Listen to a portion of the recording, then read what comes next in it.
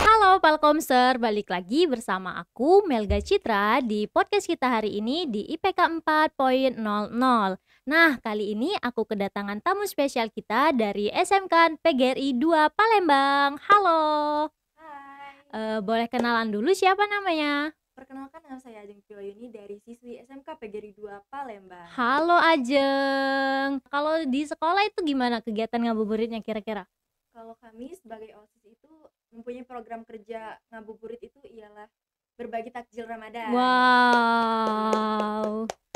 Terus selain itu apa lagi kira-kira? Ada nggak kegiatan selain itu? Buka bersama sih paling.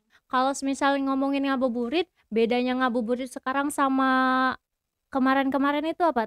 Tahun-tahun yang lalu sama yang sekarang kira-kira?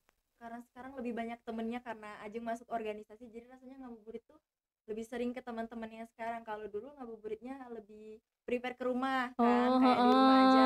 di Kalau rumah sekarang aja. tuh, karena kalau sekarang tuh banyak temennya, jadi kalau mau kemana-mana tinggal kayak ayo kita ngabuburit gitu. Wih, oh gitu ya. Jadi Iya. makin bedanya itu Mm-mm.